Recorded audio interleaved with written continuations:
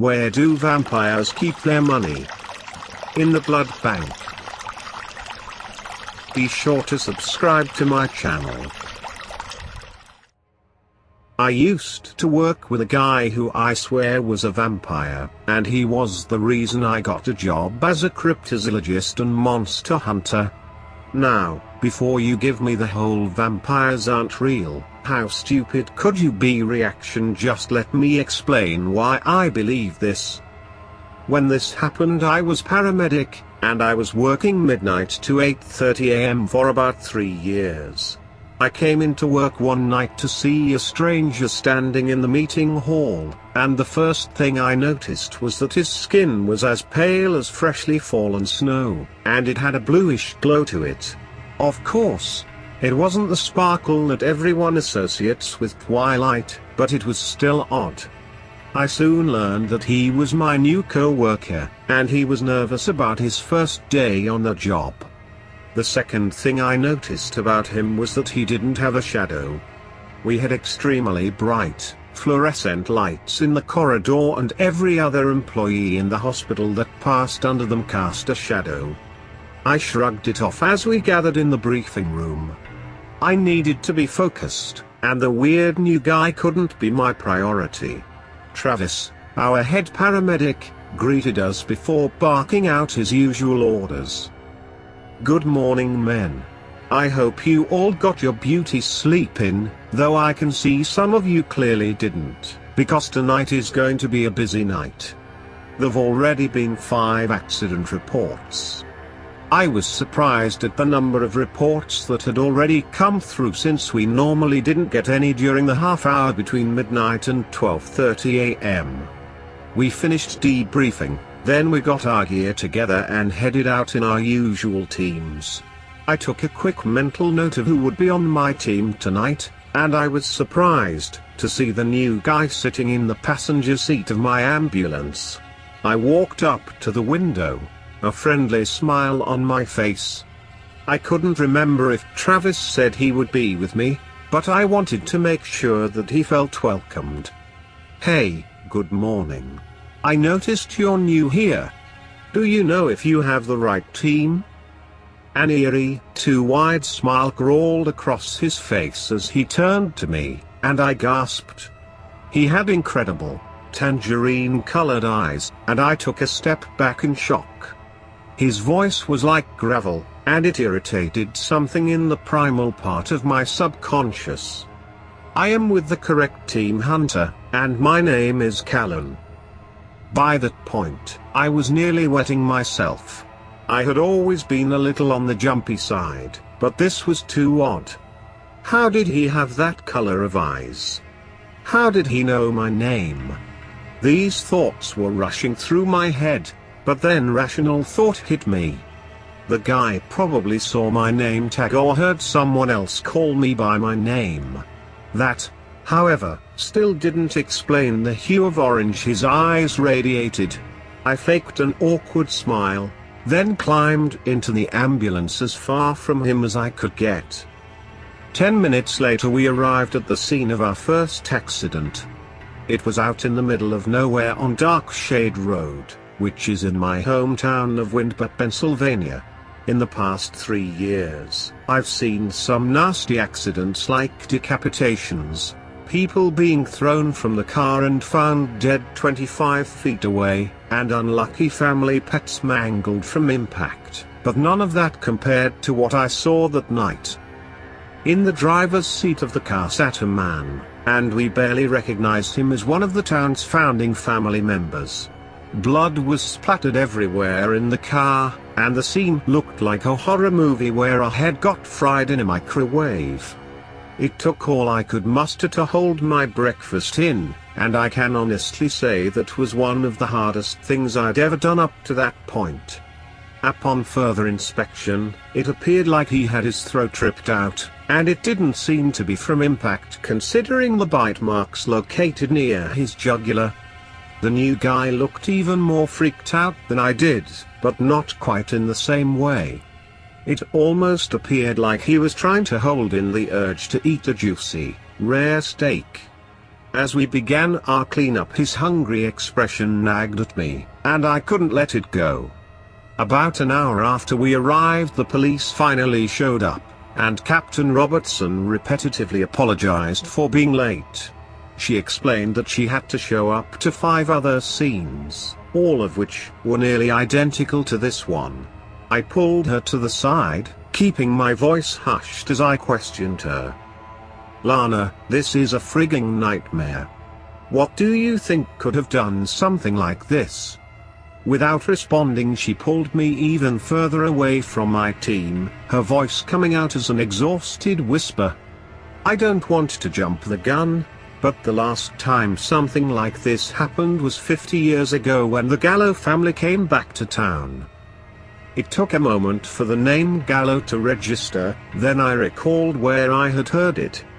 I remember my father mentioning something like that, but what he told me was the same story all of our parents told us to keep us from sneaking out after dark. "Look, I don't know what's going on, Captain, but we've got to get to the bottom of this before there is another mass panic. This town hasn't seen a lynching in 5 decades, and I don't want to derail that record tonight." She nodded, casting a tired glance back to the accident scene. "Well, let's just hope that it's a rabid cougar or wolf attack." After our conversation, we went back to cleaning up the scene, and I noticed the new guy looking at me as he stood a good distance away. Because of his strange behavior, I approached him to make sure he was okay, and I made an effort to sound jocular as I approached him. Not everyone responded well to death jokes, but I hoped that it might ease the tension a little. "What's the matter? Never seen a bloodbath before? I hear they do wonders for the skin." "It's not that." He had a strange tone to his voice, and it halted me in tracks. "I think I know what may have happened here, and I fear I am correct. I need to take care of things at home, so please inform Travis that I am sorry I have to take the rest of the night off." "What do you mean?" "As the team head, I highly suggest that if you have any idea what may have caused this, you tell me immediately. There were 4 other animal attacks exactly like this tonight, and I'm worried that this isn't the end." He paused, but then drooped his head sadly. I watched him inhale, and his next words were so quiet that I nearly missed them. "It was most likely my sister Jezebel who had a hand in this." Immediately after the response, Callan walked back towards the ambulance, and he disappeared behind a few of the police officers. When I saw him the next night, I realized that I was angry at him for walking off the scene like that, and my words came out more chill than I meant for them to. "What the hell was up with you last night?" He just shrugged, his face expressionless as he responded. "There are things in this world you would not understand. Let me take care of this since I do not want to see any more humans in this town hurt." Humans? That one word brought up so many other questions. What did he mean by that? Was he not human? Were my ancestors right, and there really was such a thing as monsters? Were the stories my father and grandfather told real accounts, rather than the fictional stories I had believed them to be? Was I truly the descendant of monster hunters? There's no way. I must have spoken out loud because he turned his head to face me. In barely a second he had moved across the hall, and he was staring at me with a gloating smirk. "Oh, so you finally realized that the stories your family had passed down were real. You are the slow little slug." What? How do you know that? Your family has always been close to mine, Hunter. The Lacrosse family has provided us with the necessary means to feed for hundreds of years, and we even occasionally marry one of you. Why do you think every male in your family has been a paramedic dating back to the Revolutionary War? The fact that he knew my family was paramedics all the way to the 1700s terrified me because that wasn't even documented in any of the dank, old history books rotting away in the public library. Was he a vampire? Was this why he looked so disturbed last night? Did Callan know my family better than I did? I wanted to question him more, but it was time to head out and I didn't want Travis yelling at us for being late. Just like the night before, we came upon a grueling scene, and as we were removing the body from the car I looked over at my weird coworker. "Look, Callan. I think I know what you are, which means I probably know what your sister is. Can you explain more to me about our family's histories, or at least tell me how we can stop your sister? At this rate, she's going to take out half of the town by the end of the month." "Hunter, I do not know how to tell you this. My sister wants human blood, and the only way for us to stop her in this state is to kill her. I have tried feeding her what I have gotten from the hospital, but she has gone ravage." He took a shuddering breath, and even in the midst of the craziness, I felt bad for him. No amount of blood will satiate her primal hunger. Most of the others in my family are getting by well drinking the blood I bring back from work, but she is not. Do you still have your family journal? Your father, bless his soul, was there the last time this happened. He alone was capable of taking down my brother Milton. This is nuts. Look, just find the book and get some supplies that we will need. You are intelligent enough to figure this out. Stuff? What stuff? This doesn't make sense. At least find some vampire repellent, or you will likely die. With that, Callan disappeared into the night again, his pale silhouette vanishing behind a tree. It left me wondering what in hell he meant about my father being the last time this happened, and about the repellent. Just how many times had this happened, and why was it never in the news? Until it hit me what the chief said about 50 years ago this happened. My family's stories were indeed a fact, not fiction. The next morning I dug through my attic until I found a large chest, one that I hadn't seen in 20 years. If there was going to be an old journal describing how my father stopped Callan's brother, then it would be in this chest. I blew the half-inch thick layer of dust off the chest, pushing it open. As it creaked open, I saw a thick journal, which looked much older than anything else in the trunk, buried at the bottom. Upon finding the ancient-looking journal, I opened it, and as I did, a gust of wind penetrated the old attic. Finally, after exiting my spooky old attic, I decided to read the first few pages. Most of the beginning ones looked smudged due to the age, but what I could make out was that it was a warning not to read this journal unless an emergency happened. As I flipped through the journal, I noticed multiple unnerving titles, and I wondered to myself how this town that I had grown up in would have so many secrets. One page said words that nearly made me freeze up and not continue reading. "If you have taken it upon yourself to find this journal, I fear the worst. Hidden inside this book you will find the solution to the problems you are facing." That was followed by an odd, handwritten table of contents. Chapter 1, Lycanthropes and Lycanthropy. Section 1, Weaknesses. Section 2, Strengths. Section 3, How to Stop Them. Section 4, Accounts. Chapter 2, The Fee Courts, Unsullied and Sullied. Section 1, Weaknesses. Section 2, Strengths. Section 3, How to Stop Them. Section 4, Accounts.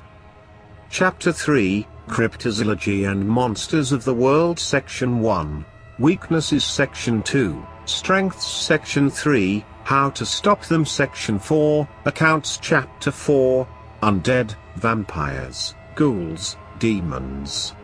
Section 1, Weaknesses. Section 2, Strengths. Section 3, How to Stop Them. Section 4, Accounts. I immediately turned to the pages listed under the undead chapter. Vampires, thankfully, had been the first part of this section. Section 1 stated that their weaknesses did include the sun, and a stake to the heart. But it also mentioned that vampires were not weakened by garlic. It did, however, mention a plant that weakened their powers called hawthorn tree flowers.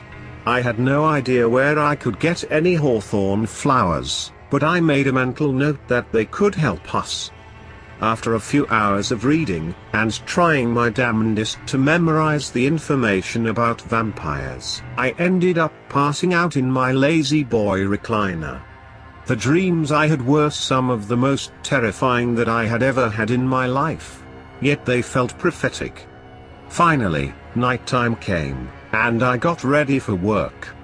Instead of my normal pre-work, I took an hour before I had to leave to reread the information from the journal and pack up some wooden tent stakes I had in the attic. Tonight felt much darker and colder than the past few nights, and the moon was hidden behind a thick blanket of clouds. Shadows bent around my headlights, and they almost seemed malicious. Anxiety was causing my throat to dry out, and upon walking into our normal meeting spot I noticed most of the team hadn't shown up yet. I was relieved to see that Callan was standing against the wall close to his normal place, and I eagerly approached him. "Did you bring the stuff we need?" His tone was hushed as if to hide his words from the rest of the team. "I have everything that we will need to put an end to your psychotic sister, except for something called hawthorn flowers that I couldn't find any of." I tossed him the bag I had packed specifically for him, and we awaited the nightly briefing. Finally, about a half hour later, the boss came running down the hall looking terrified. "What's the matter, boss?" We had never seen him like this, and I was concerned. There was a monster. It was waiting for me in the parking lot. I got out of my car and saw a beautiful woman sitting on the hospital steps crying, and as I approached she lunged towards me. Before anyone could gather their thoughts, or even say anything, Callan stepped forward. What did it, I mean she, look like a boss?